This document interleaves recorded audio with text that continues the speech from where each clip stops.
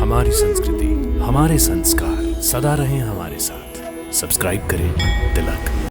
कुश पुत्र, श्री राम हमारे राजा हैं। उन पर क्रोध करना कदापि उचित नहीं। परंतु राजा इतना बड़ा अन्याय करे, इसे सहना भी उचित नहीं। उन्होंने कोई अन्याय नहीं किया।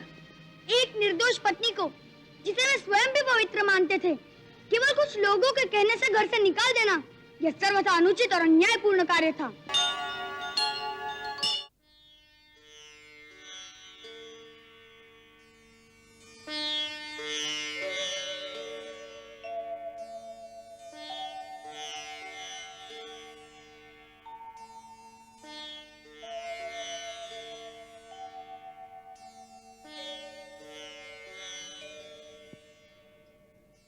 राजा धर्म के नाम पर इतना बड़ा अन्याय कर सकता है, ये बात तो मेरी समझ में नहीं आती। अरे, किस पर इतना बिगड़ रहे हो? कौन से राजा ने इतना बड़ा अन्याय किया है? राजा राम ने। तुम लोग महाराज श्री राम की बात कर रहे हो? हाँ माता जी, आज गुरुदेव ने श्री राम के द्वारा हमें सीता माता के त्याग की कथा सुनाई। तब से भैया का क्रोध शांति नहीं हो रहा।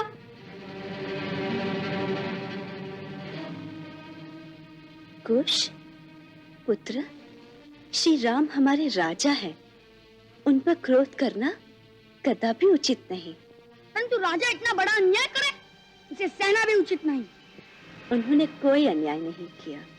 एक निर्दोष पत्नी को, जिसे वे स्वयं भी पवित्र मानते थे, केवल कुछ लोगों के कहने से घर से निकाल देना, यह सर्वथा अनुचित और अन्यायपूर्ण कार्य था। साधारण मानव भी यही कहेगा।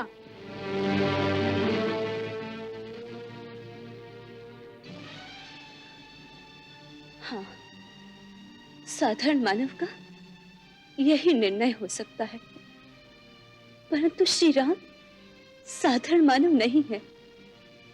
उन्होंने इस अवतार में मर्यादा पुरुषोत्तम की अति कठिन भूमिका निभानी है। उनके लिए एक आदर्श राजा का धर्म एक पति के धर्म से अधिक महत्वपूर्ण था, क्योंकि राजा का प्रत्येक कर्म सारी प्रजा के जीवन पर गहरा प्रभाव डालता है। इसलिए उन्होंने वही किया जो एक आदर्श राजा को करना चाहिए। परंतु राजा का निजी धर्म क्या कुछ भी नहीं होता?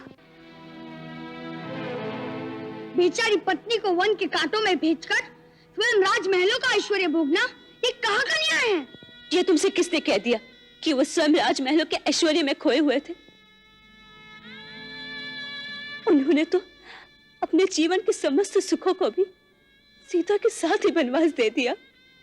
क्या गुरुदेव ने ये नहीं बताया कि वो राजमहल में भी एक सन्यासी की भांति रहते हैं? नहीं, गुरुदेव ने तो सीता माता के त्याग के पश्चात कथा सुना ही नहीं। कहते हैं समय आने पर बताएंगे। आपको शायद आगे की कथा का ज्ञान है, बताइए ना माता जी, आगे क्या हुआ? मुझे भी गुरुदेव ने यहीं तक कथा सुनाई थी। फिर आप ये कैसे जानती हैं कि महाराज श्री राम अपने राजमहल में कैसे रहते हैं? वो राजा है। आदर्श राजा का जीवन तो प्रजा के सामने खुली पुस्तक की भांति रहता है, इसलिए ये बातें सारी प्रजा जानती है। मैं भी उनकी प्रजा हूँ, इसलिए मैं भी जानती हूँ। फिर माता जी, सीता माता का क्या हुआ? वह कहाँ गई? आपको पता है? वो तो गुरुदेव जानते हैं। गुरुदेव तो कहते हैं कि समय आने पर बताएंगे। ठीक ही कहते हैं, समय की प्रतीक्षा तो करनी ही पड़ती है। कुछ भी हो, मैं इस अन्याय के साथ कदापि सहमत नहीं हो सकता। यदि किसी दिन मुझे महाराज श्री राम मिल गए, तो मैं उनसे ये प्रश्न अवश्य पूछूंगा कि आपने अपनी निर्दोष पत्नी को घर से क्यों निकाला? हाँ, मैं भी यही प्रश्न पूछूंगा महाराज से। परंतु भैया, हमारी भेंट महाराज से होगी कि वो तो राजा है, हम बनवासी। कौन जाने किसी दिन अवसर निकल आए। गुरुदेव कहते हैं कि अगर संकल्प दृढ़ हो तो भगवान उसे अवश्य पूरा करते हैं। तो मुझे पूर्ण विश्वास है कि किसी न किसी दिन हमारी भेंट महाराज श्री राम से अवश्य होगी।